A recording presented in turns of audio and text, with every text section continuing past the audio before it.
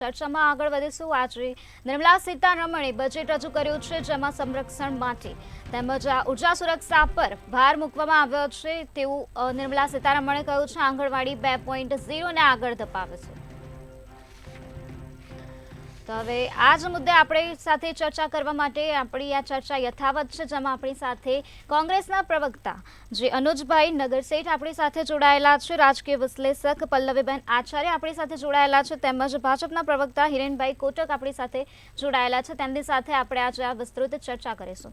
તો જી અનુજભાઈ, હું તમને પૂછવા માંગીશ કે છેલ્લા 10 વર્ષમાં ટેક્સ કલેક્શન 3 ગણું વધી ગયું છે તેવું આજે બજેટની અંદર નાણાં મંત્રી દ્વારા આ વાત કહેવામાં આવે છે. તે વિશે આપની શું પ્રતિક્રિયા છે? ચોક્કસ ટેક્સ કલેક્શન 10 ગણું વધી ગયું છે, આંકડાઓમાં દેખાય જ છે. તો જીડીપી પર રિફ્લેક્ટ કેમ નથી થતું?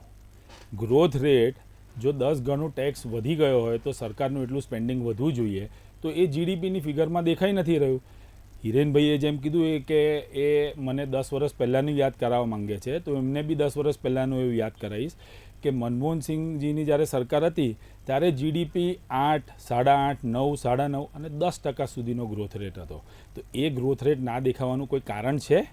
જ્યારે ટેક્સનું કલેક્શન આટલું બધું વધ્યું છે અને જ્યારે સરકાર પાસે આટલી બધી આવક છે અલગ અલગ વસ્તુઓ ડેવલપ કરવામાં, એટલે કશે ને કશે ફિગરોમાં કોઈ મેન્યુપ્યુલેશન છે.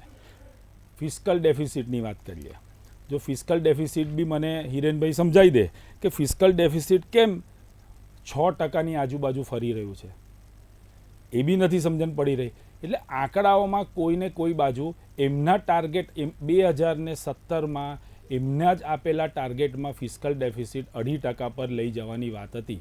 2.5% તો બહુ દૂરની વસ્તુ છે. આરબીઆઈની ગાઈડલાઇન પ્રમાણે 4%ની વાત હતી, એ બી બહુ દૂર છે ને આજે 6% પર ફરી રહ્યું છે. એટલે આ આંકડાઓ મને નથી સમજણ પડી રહ્યા. આંકડાઓ શું લોકોને ઇલેક્શનમાં ખુશ કરવા માટેના આંકડાઓ છે કે એકચ્યુઅલ આંકડાઓ છે? હિરેનભાઈને વધારે ખબર. હિરેનભાઈ જેવી તમને નીતિ આયોગની ફિગરની વાત કરી, એમને એવું ખાલી કહેવા માંગીશ કે 80 કરોડ લોકોને ખાવાનું પૂરતું પાડે છે. નિર્મલા સીતારમણજી હમણાં જ એમની સ્પીચમાં બોલ્યા, અને 20 કરોડ લોકો બિલો પોવર્ટી લાઇનમાં છે, એ ફિગર બી જાહેર છે. તો આમાં કયો આંકડો હું ખોટો બોલ્યો એ મને સમજાઈ શકે? જી હિરેનભાઈ, જે રીતે અનુજભાઈ જણાવી રહ્યા છે તે વિશે આપની શું પ્રતિક્રિયા છે? અનુજભાઈને એક કામ કરીએ, આપણે બધા ભેગા થઈને એક કેલ્ક્યુલેટર આપીએ, જેથી કરીને એ ભારતની જનસંખ્યા માપી અને પછી એ પ્રમાણે વાત કરી શકે. ગરીબ લોકોને જે સહાય મળી રહી છે એ સહાય સામે એમને વાંધો છે, કોંગ્રેસને વાંધો છે, એ ખરેખર બહુ દુઃખદ બાબત છે. પરંતુ 2005 થી 2014ની હું વાત કરું તો એફડીઆઈ ની ત્યારે જે આંકડાઓ હતા એ અત્યારની સ્થિતિમાં બમણા થયા છે સાહેબ. અને એ જે બમણા થયા છે 10 વર્ષની વાત કરું તો 2014 થી 23 દરમિયાન 596 મિલિયન, 500 સાંભળજો બરોબર, 596 બિલિયન વિદેશી પ્રત્યક્ષ રોકાણ થયું છે સાહેબ. આ સ્થિતિ છે આપણી અર્થવ્યવસ્થાની, આ સ્થિતિ છે આપણી ગરીબો, વંચિતો, મહિલાઓ, બાળકો અને ગ્રામીણ વિસ્તારમાં કામ કરવાની. અને એ દ્રઢ ઈચ્છા શક્તિના કારણે આજે દેશ છે એ પ્રગતિના પંથે જઈ રહ્યો છે.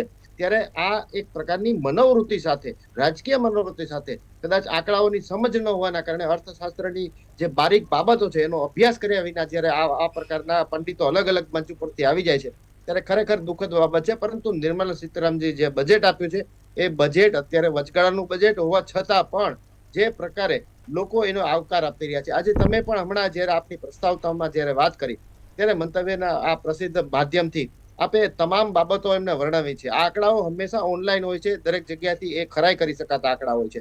ત્યારે દરેક આંકડાઓને ખોટા ઠેરવવા, દરેક બાબતોને ખોટી ઠેરવી, કોઈ ગરીબોને કઈ જ લાભ નથી થયો એવી વાત કહેવાની બાબત છે. એ ન તો તમે સ્વીકારી શકો, ન તો હું, કે ન તો આપણા દર્શક મિત્રો અને ભારતની જનતા સ્વીકારી શકે. જી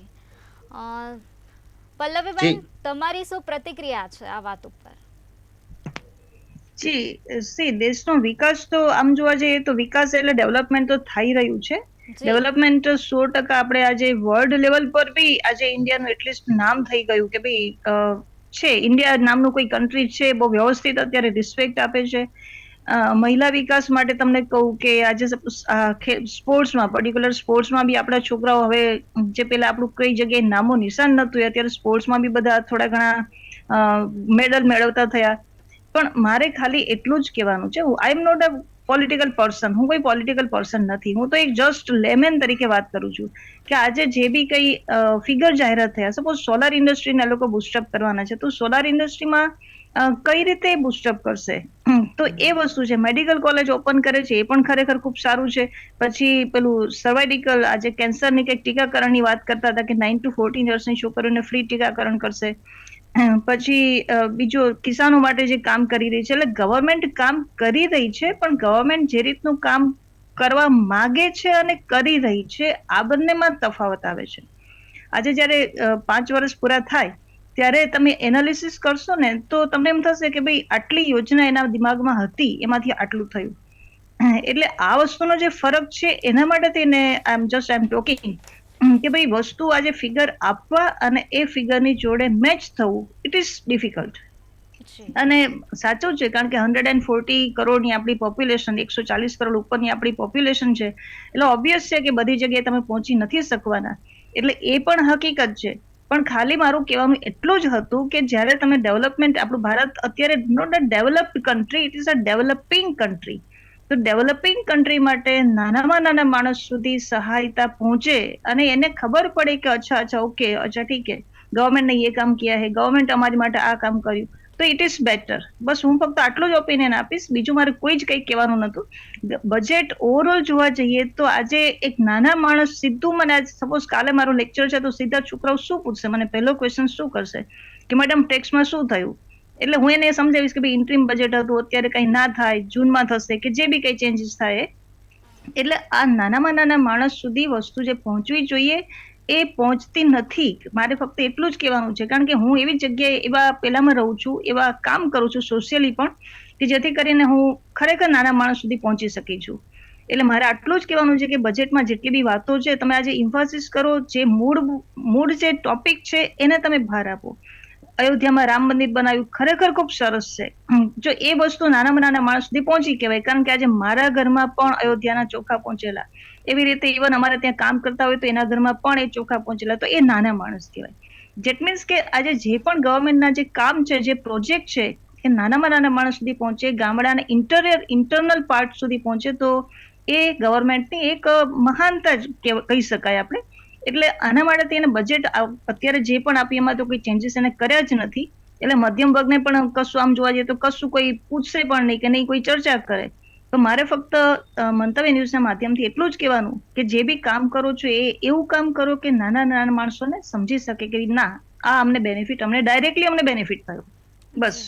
જી, આપણે હિરેનભાઈ પાસે જઈશું. હિરેનભાઈ, તમારું શું કહેવું છે આ વાતને લઈને? જી, જો પલ્લવીબેન આજે જ્યારે એમને વાત કરી કે કાલે કોઈ બાળકોને મળવાના છે, વિદ્યાર્થીઓને મળવાના છે, એમની સાથે એમની વાત થવાની છે, ત્યારે એમને હું એક ખાસ કહેવા માંગુ છું કે વિનંતી કરવા માંગુ છું, ખાસ કરીને પલ્લવીબેન જે રીતે વાત કરી એ મુજબ નાના માણસોને સમજાય, એટલે સમજવું અને લાભ પહોંચવો બંને વચ્ચેનો તફાવત સમજીને પછી આગળ વધીએ. અને એ તફાવત આપણે છે એ ખાસ કરીને એ સમજવાનો છે કે એ જેટલા લોકોને આપ મળો છો એ લોકોને પૂછજો કે સરકારી યોજનાનો લાભ જે મળતો હોય અથવા એ લોકોને જે કંઈ પણ એમના સુધી પહોંચતું હોય એ સીધું જ પહોંચે છે કે કોઈ વચગાળામાં વચ્ચે કોઈ હોય છે, એટલે કોઈ માધ્યમ વિના સીધું એમને પહોંચે છે. હવે તમે છે ને એક ખરેખર આ પ્રકારની એક મેરેથોન કરવી જોઈએ. આપણે છે ને એક નોટબુક અને પેન લઈને એ બધા જેટલા લાભાર્થીઓ, જેટલા લોકો છે એ બધાની પાસેથી એમને મળેલી યોજનાનો લાભ, કેટલો લાભ મળ્યો, ક્યારે મળ્યો, એ લાભનું શું થયું, એમણે એમનું પોતાનું ગ્રહ બજેટ કેવી રીતે મેનેજ કર્યું, આ બધી બાબતોને સમજવાની કોશિશ કરશો તો ચોક્કસપણે એમના સુધી પહોંચી શકતા લાભની પણ આપ માહિતી એમની પાસેથી એકઠી કરી શકશો. અને જે લાભ એમને ન મળ્યો હોય એનો સીધો સંપર્ક મંતવ્ય સ્ટુડિયોમાંથી મારો નંબર લઈને કહેજો. એ તમામ યોજનાનો લાભ એ લોકો સુધી પહોંચે એની જવાબદારી ભારતીય જનતા પાર્ટીના તમામ કાર્યકરો મારા સહિત છે.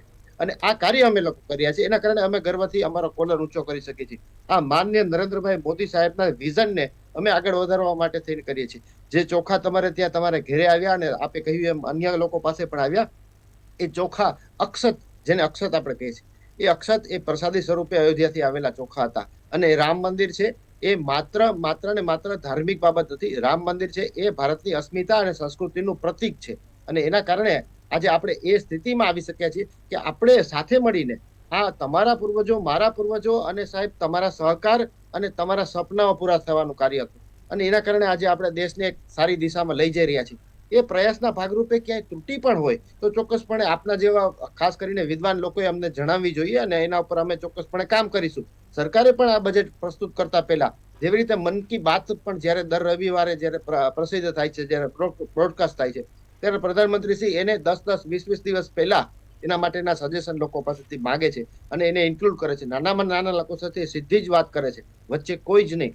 આ જે પ્રથા છે, આજે બજેટમાં પણ જે પ્રકારે કોઈ પણ પ્રકારના જેટલા સૂચનો હોય, જે સજેશન હોય, જે કંઈ પણ ટીકા ટિપ્પણીઓને પણ સ્થાન છે અને એના કારણે પછી ત્યારે લોકો દ્વારા લોકોના વિચારો પ્રમાણે, લોકોના અનુભૂતિઓ પ્રમાણે બનતું બજેટ. અને એમાં જે અત્યારે આપણે જે આ એન્કરે જે પ્રકારે આપણને જેના લાભો મોકલ્યા, જેની વાત કરી છે કે અત્યારે જે જાહેરાતો થઈ છે, એ જાહેરાતો માત્ર ખાલી જાહેરાતો નથી હોતી. બજેટમાં થાય એ જાહેરાતોનું ઇમ્પ્લિમેન્ટેશન હોય છે ને ઇમ્પ્લિમેન્ટેશન કરીને બતાવ્યું. એટલે મેં કહ્યું એમ 10 વર્ષ પહેલા FDI નો જે આંકડો હતો એનાથી બમણો પહોંચ્યો અને 596 બિલિયન આપણે ડોલર સુધી પહોંચ્યા. તો આ સ્થિતિ આપણી ભારતની આપણે બનાવી શક્યા છીએ. $5 ટ્રિલિયન ઇકોનોમી જે બનાવી રહ્યા છીએ, એ આપણે લાભ તમામ લોકોને પહોંચે છે. એ લાભ મધ્યમ વર્ગને પણ પહોંચી રહ્યો છે, ગરીબને પણ પહોંચી રહ્યો છે, અતિ ગરીબને પણ પહોંચી રહ્યો છે.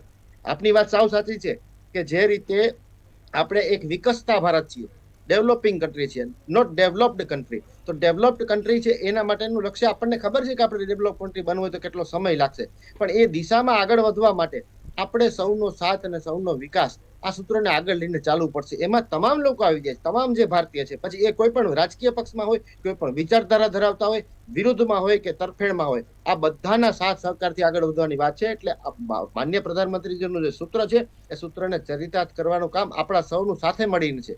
આ બજેટ વચગાળાનું છે. આના પછીનું જે બજેટ, હવે આપણે જે ફાઇનલ બજેટ નેક્સ્ટ યર આવશે, એ બજેટમાં આપણે જોઈ શકીશું કે જે પ્રકારે આપણે આ ગતિ આપણે આરંભી છે, જે પ્રકારે આપણે વિશ્વમાં આપણે વાત કરીએ મુજબ વિશ્વના કોઈ પણ ખૂણે લોકો જાય છે ત્યારે એમને અનુભૂતિ થાય છે, લોકો એમને સામેથી કહે છે કે અમે જે પ્રકારે ભારતીય હોવાનો ગર્વ અનુભવી છે, એ કોઈ નાની સોની બાબત નથી. અને એમનેમ કહેવાતું વાક્ય નથી કે કોઈ ઝોલમાં આવીને કહેવાતું વાક્ય નથી. જે પ્રથા ઝોલમાં લાવીને વાત કરવાની હતી એ 10 વર્ષ પહેલા યુપીએ સરકારમાં કોંગ્રેસની હતી ને કોંગ્રેસે સતત આ જ કાર્ય કર્યું. એના કારણે એનું અધપતન થયું અને ભવિષ્યમાં પણ કોંગ્રેસ અને વર્તમાનમાં પણ ગણી લઈએ તો જે પ્રકારે સતત હતાશાની ગર્તમાં ધકેલાઈ રહી છે, એનું કારણ ક્યાંક ને ક્યાંક એમના કરેલા કાર્યો અને વિચારધારામાં કોઈ જ પ્રકારનું પરિવર્તન ના આવવું. અને જે પ્રકારે ભારતીય જનતા પાર્ટી દ્વારા જે કેન્દ્ર સરકાર છે, માન્ય પ્રધાનમંત્રીજીનો જે માર્ગ છે, એ માર્ગ પર સતત રોડા નાખવા અને જે પ્રકારે INDIA જે ગઠબંધન, ઘમંડિયા ગઠબંધન, જેને શા માટે આપણે એવું નામ આપ્યું, કારણ કે આપણને ખબર હતી કે જે પ્રકારે આ ગઠબંધનની રચના કરવામાં આવી છે માત્ર સ્વાર્થ કરી અને ક્યાંક ને ક્યાંક માત્ર જે પ્રકારે અલગ અલગ પ્રકારના જે દેશ વિરોધી કાર્યોમાં રોકાયેલા હોય એવા લોકોએ આ ગઠબંધનમાં ભાગ લીધો ને એમાંથી કેટલાક લોકો એવા પણ હતા કે જેમને ખરેખર છે એ આ દેશમાં કંઈક નવું કરવું હતું અને એ ભરમાઈ પણ ગયા હતા. એમણે પણ જે પ્રકારે આ છેલ્લા દિવસોમાં પાછા પગલા કર્યા છે એ આ દેશની પ્રગતિમાં સાથ આપવા માટે કરેલા છે. પરંતુ કોંગ્રેસના દિમાગમાં ક્યારે આ વસ્તુ સમાઈ ન શકે અને ક્યારે આપણે એને ઉતારી ન શકીએ. આપણે સાથે મળીને આ દેશને પરમ વૈભવના શિખર ઉપર લઈ જવો છે, એ એકમાત્ર લક્ષ્ય છે અને એ લક્ષ્યને પૂરું કરવા માટેની આપૂર્તિ કરતું આ બજેટ. જી હિરેનભાઈ, તો તમારું કહેવું છે કે સરકારી જે યોજનાઓ જે સરકાર બહાર પાડે છે તે દરેક યોજનાઓ નાનામાં નાના માણસ સુધી સરળતાથી પહોંચી જાય છે. તે પછી અન્નની વાત હોય કે પછી ભણતરની વાત હોય કે કોઈ પણ વાત હોય, તે સરળતાથી નાનામાં નાના માણસ સુધી તે યોજના પહોંચી જાય છે, તેવું આપનું કહેવું છે? જી બિલકુલ, જી બિલકુલ બિલકુલ. કેમ કે આપણે જ્યારે આ ચર્ચા કરીએ છીએ ત્યારે હંમેશા બજેટની ચર્ચા એટલે શું છે કે નાનામાં નાના સ્પર્શથી ચર્ચા. અને ખાસ કરીને છે ને જ્યારે આપણે નાણામંત્રી શબ્દ વાપરીએ ને તો અમે ઘરમાં છે ને ઘણીવાર આપણે ગૃહમંત્રી શબ્દ વાપરીએ છીએ. આપણા, હું દાખલા તરીકે પુરુષ તરીકે એક વાત કરું તો મારા ધર્મપત્નીને ગૃહમંત્રી, અમારા ગૃહમંત્રી આમ કહ્યું, ગૃહમંત્રી આમ કહ્યું. એ ગૃહમંત્રી કરતા વધારે છે ને એ આપણે ગ્રહ શબ્દ સાથે જોડીએ છીએ એટલે, બાકી ખરેખર એ નાણામંત્રી છે. એ જે બજેટ બનાવે છે ને, એ જે બજેટને સમજે છે ને, જે મહિલાઓ જે બજેટને સમજે છે ને, એથી વધારે કદાચ કોઈ નથી સમજી શકતું. માટે મહિલાઓ દ્વારા જે કંઈ પણ આપણી પાસે જે ઇનપુટ આવે એ ઇનપુટ સૌથી અગત્યના હોય છે. જ્યારે પણ કોઈ પણ બાબતમાં જ્યારે સૂચનો મળે ત્યારે જ્યારે કોઈ પણ મહિલા ખાસ કરીને જ્યારે આપણે પેનલિસ્ટ આપણી સાથે હોય ત્યારે એમના સૂચનો છે ને ગંભીરતાપૂર્વક લેવામાં આવે છે. પરંતુ માત્ર એક તરફી જઈ રહેલા સૂચનોને સ્વાભાવિક રીતે દર્શકો પણ ગંભીરતાથી નથી લેતા. જી જી, જી પલ્લવીબેન, તમારું શું કહેવું છે આ વિશે? જેમ કે હિરેનભાઈનું કહેવું છે કે સરકાર જે યોજનાઓ બહાર પાડે છે તે દરેક યોજનાઓ નાનામાં નાના માણસ સુધી સરળતાથી પહોંચી જાય છે, પછી ભલે તે ભણતરને લગતી હોય કે પછી અન્નને લગતી હોય કે આરોગ્યને લગતી હોય, દરેક યોજનાઓ સરળતાથી નાનામાં નાના માણસને મળી રહે છે. તે વિશે આપની શું પ્રતિક્રિયા છે? જી, મને પૂછો છો? જી જી પલ્લવીબેન. હા, એકચ્યુઅલી બહુ સાચું કહું તો હું અત્યારે જે ફિલ્ડમાં કામ કરી રહી છું અથવા તો જે યુવા વર્ગને મળી રહી છું, અને એ લોકોને આજે રેશન કાર્ડમાંથી મુફત એ લોકો અનાજ લે છે, એ મને જી. ખ્યાલ છે. એ લોકો વાતચીત કરતા હોય છે. પછી એજ્યુકેશનની દ્રષ્ટિએ જોવા જઈએ ને તો એજ્યુકેશનમાં હજુ થોડુંક એવું મને લાગે છે કે એ લોકોને પહોંચાડવાની જરૂર છે. એજ્યુકેશનમાં નો ડાઉટ આજે ફીસ ઘણી બધી ઓછી હોય છે, કે એમાં જે એડમિશન લે છે એ લોકોની ફીસ ઓછી હોય છે, એ બધી વસ્તુ બરાબર, પણ એ લોકોને હજુ પ્રોપર એજ્યુકેશન મળતું નથી. આપણે અત્યારે જે વાત કરીએ કે ભાઈ એઆઈ આર્ટિફિશિયલ ઇન્ટેલિજન્સ સુધી આપણે પહોંચી ગયા, પણ આજે છોકરાઓ, હજુ મેં એવા છોકરાઓ જોયા છે કે જે રિપોર્ટ એવું બતાવે છે કે 9th સ્ટાન્ડર્ડના છોકરાઓને even they can not read the Gujarati. એટલે આ જે વસ્તુ થઈ રહી છે ને, તો એજ્યુકેશનમાં હજુ થોડોક બહાર આપી અને એમાં કંઈક સુધારા વધારા કરવાની જરૂર છે. બીકોઝ સી, એ લોકો આપણું નેક્સ્ટ જનરેશન, હવે આજે મને તો 60 થયા, કેટલા વર્ષ કાઢવાના? નેક્સ્ટ જે જનરેશન છે એને તૈયાર કરીને આપણે જઈએ તો એ દેશના વિકાસમાં ખરેખર એનું કોન્ટ્રીબ્યુશન બહુ મોટું રહેશે. એટલે એકોર્ડિંગ ટુ માય ઓપિનિયન, એક તો એજ્યુકેશન ફિલ્ડ એવું છે કે જેમાં થોડીક હજી મહેનતની જરૂર છે.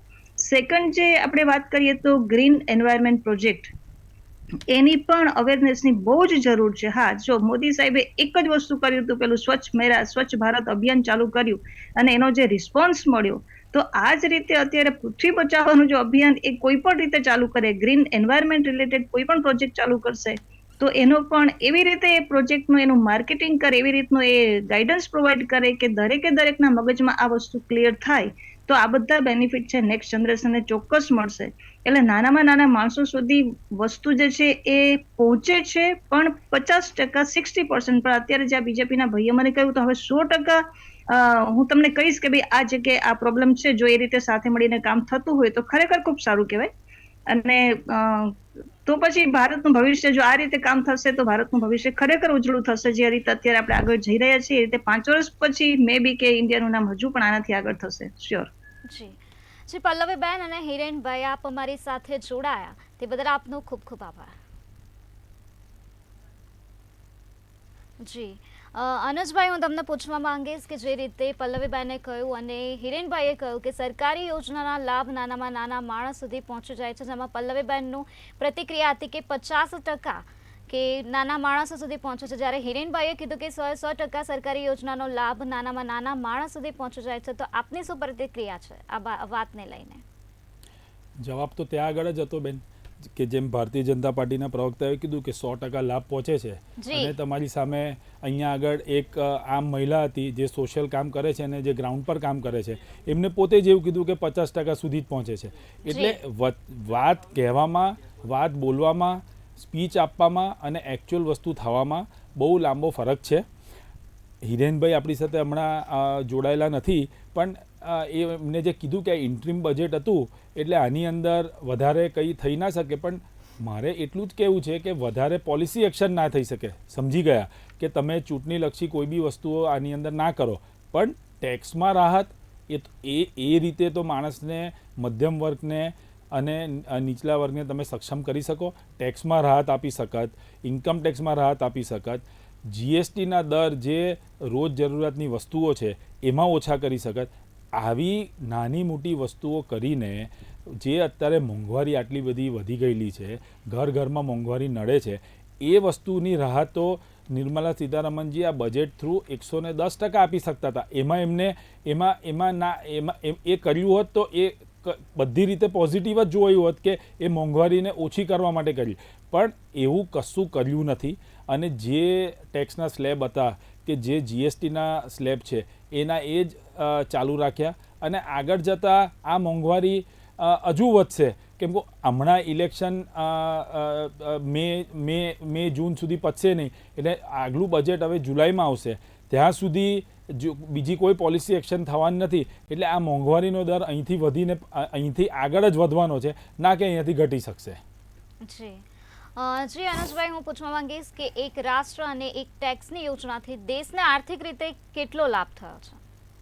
જીએસટીની વાત કરીએ તો એક આજે ભારતીય જનતા પાર્ટીવાળા ખુશ થઈને જીએસટીના કલેક્શનના આંકડાઓ દર મહિને જે આપે છે ને, એ જીએસટી લાવવાવાળી કોંગ્રેસ પાર્ટી જ હતી. કોંગ્રેસ પાર્ટી એ વખત 2014માં ફરીથી ઇલેક્ટ ના થઈ, એના લીધે આજ પ્રાઇમ મિનિસ્ટર નરેન્દ્ર મોદીએ ભરપેટ ગાળો આપેલી જ્યારે જીએસટીનું બિલ ઇન્ટ્રોડ્યુસ થયેલું ત્યારે. પણ ખબર તો હતી જ કે આનાથી વધારે સારી કોઈ વસ્તુ છે જ નહીં, એટલે જેમ એ પ્રાઇમ મિનિસ્ટર બન્યા તો સૌથી પહેલાં એમને જીએસટીને ઇન્ટ્રોડ્યુસ કરી અને GST one nation one tax કરી લીધું. એટલે આવી બધી સારી પોલિસીઓ કોંગ્રેસ લાયેલી જ છે અને આગળ આવતા દિવસોમાં આગળ ફરતી જ્યારે સરકારમાં આવશે તો આના કરતાં વધારે સારી પોલિસી લાવી શકશે. જી, આજે જેમ કે બજેટમાં રજૂઆત કરવામાં આવી કે મેડિકલ કોલેજો નવી ઓપન કરવામાં આવશે, તો તેનાથી કેટલો લાભ થશે દેશને? મેડિકલ કોલેજ કોંગ્રેસની આટલા વર્ષોની સરકારોએ ભરપૂર બનાવીને આપેલી જ હતી. નવી મેડિકલ કોલેજ ખોલવા કરતાં તમે લોકોને જે ડૉક્ટરો બને છે, જે અત્યારે મેડિકલ હોસ્પિટલો છે, એ હોસ્પિટલના ઇન્ફ્રાસ્ટ્રક્ચરને સુધારવાની જરૂર છે. નવી ને નવી ખોલી અને કોઈ મતલબ નથી થતો, પણ જો હોસ્પિટલનું ઇન્ફ્રાસ્ટ્રક્ચર આપણે જોયું છે કે અહીંયાની સિવિલ હોસ્પિટલો કે વડોદરાની એસએસજી હોસ્પિટલ, એમાં આટલું બધું બજેટનું એલોકેશન ગુજરાત સરકાર શહેરની સરકારો કરતી હોય છે. જ્યારે બી આપણે જોયું છે કે અંદર રસ્તાઓ પર ગમે તેમ ઢોર ફરતા હોય છે, બેડના ઠેકાણા નથી હોતા, વેન્ટિલેટર જે ટાઈમ પર ચાલવું જોઈએ ત્યારે ચાલતું નથી. એટલે આ બજેટ નવી કોલેજ ખોલતા કરતાં પહેલાં જે એક્ઝિસ્ટિંગ ઇન્ફ્રાસ્ટ્રક્ચર છે એને સુધારે તો વધારે લોકોને આનો લાભ પહોંચી શકશે.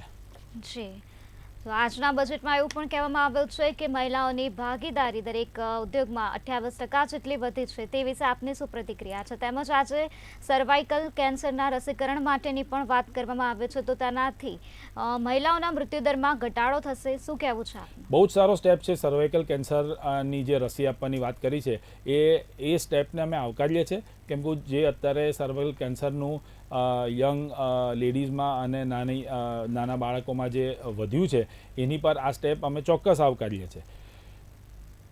આ જે મહિલાઓની ભાગીદારી વધી છે એ બી એક બહુ સારી વસ્તુ છે, પણ એની માટે આ બજેટની અંદર એક નાનું રિલીફ આપી શકતા હતા કે ભાઈ મહિલા એન્ટરપ્રિન્યોર હોય તો એને એક ટેક્સની અંદર એક અલગ બેનિફિટ આપી શકે, જેથી કરીને મહિલાઓ કંઈ અલગ સ્ટાર્ટઅપ ઇન્ડિયામાં કે કંઈ અલગ વેપાર ધંધો કરવામાં આગળ વધારે સક્ષમ થાય. એક સ્ટેપ આગળ જઈએ તો કદાચ એ મહિલાઓ માટે એવું બી કરી શકતા હતા કે ભાઈ જો તમારા ઓફિસમાં કે તમારા કંપનીમાં 50%થી વધારે મહિલાઓ જો એમ્પ્લોયમેન્ટ હોય તો એમને કોઈ અલગ એક ટેક્સ બ્રેકેટમાં નાખી અને કોઈ ટેક્સનું એમને બેનિફિટ આપે, જેથી કરીને કંપનીઓ મહિલાઓને વધારે નોકરી ધંધા રોજગાર આપવાની કોશિશ કરે, જેનાથી એમની ભાગીદારી 28%થી વધીને 50% સુધી થઈ શકે. કેમ 50%થી વધારે બી નહીં, વધારે બી થઈ શકે. જી, જેમ કે ત્રીજી વાત કે મધ્યમ વર્ગ માટે આવાસ યોજનાની વાત કરવામાં આવે છે, તેનાથી મધ્યમ વર્ગના લોકોને કેટલો લાભ થશે? બેન, આવાસ યોજના મૂકવામાં આવી છે, એના કેટલા લાભાર્થી છે મને તો નથી દેખાઈ રહ્યું. ના આપણે ગુજરાતમાં આપણે કેટલા મધ્યમ વર્ગના લોકોને છેલ્લા 5 વર્ષમાં કેટલા ઘરો મળ્યા છે એના આંકડા અત્યારે તો મારી પાસે નથી, પણ એ ચોક્કસ આ પ્રોજેક્ટ લોંગ લાસ્ટિંગ પ્રોજેક્ટ છે, એટલે એના આંકડાઓ અત્યારે કોઈના હાથમાં છે નહીં. ને એ ખાલી ને ખાલી પેપર પર 2 કરોડથી વધારીને 3 કરોડ આવાસ બનાવવાની વાત છે, પણ એ ક્યારે બનશે ને ક્યારે એનો લાભ થશે એ તો અત્યારે મને કોઈ જગ્યા પર દેખાઈ નથી રહ્યું. જી અનુજભાઈ, તમને શું લાગે છે કે આ બધી સરકારી જે યોજનાઓ છે તેનાથી ખરેખર રીતે નાગરિકોને જેટલો લાભ મળવો જોઈએ તેટલો મળી રહ્યો છે? બેન, લાભ મળી રહ્યો હશે એવું મને તો અત્યારે એવું દેખાઈ રહ્યું છે. આ પેલા બહેન આપણે જેમ બોલ્યા કે 50% લોકોને તો લાભ મળી જ નથી રહ્યો, અને એવી કેટલી બધી સરકારી યોજના છે કે કદાચ એવું હશે કે સરકાર એને ખાલી પેપર પર જ રાખવી હશે, જેથી કરીને એની ઇન્ફોર્મેશન જ કોઈને સુધી પહોંચતી નથી.